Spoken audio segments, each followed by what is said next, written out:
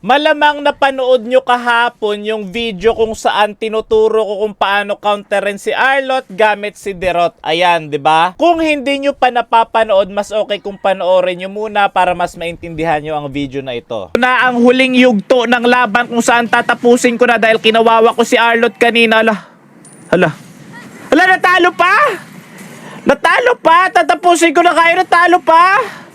Dito talaga nag-umpisa yan. Tignan nyo mabuti sa mapa. Tingin kayo sa mapa. Nandun ang Hellcourt, napakalalim. At syempre napakalayo rin namin. Dapat hindi talaga siya dyan nagfa-farm, diba? Ang layo niyan, ang lalim niyan.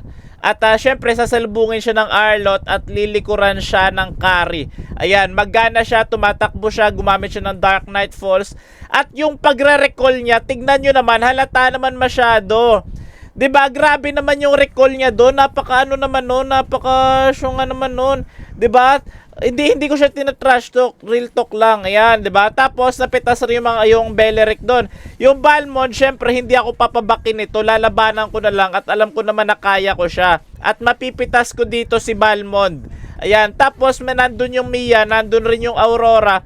Pwede sila mag-def doon. Madi-def nila yan. May Mia dyan, may Aurora dyan. Madi-def nila yan. Bagsak rin yung Arlott. Ito na sana ang perpektong pagkakataon para sa akin para tapusin ang laban.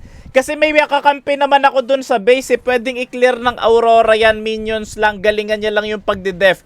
Tatapusin ko na dapat dito. Kaso tignan nyo naman. Matatalo pa kami. 'Di ba? Yun yung dahilan kung bakit kami natalo. Una, yung Hellcourt malalim. Tapos pangalawa, yung recall niyang bulok. Yung Beleric doon, nagpapitas rin. Tapos hindi rin nag-def na maayos yung mga kakampi ko. Dapat walang sisihan kahit kasalanan nila.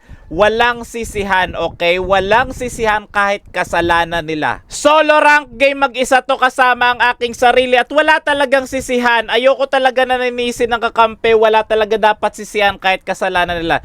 Tingnan nyo dahil kasalanan nila kahit hindi ko sila sinisisi.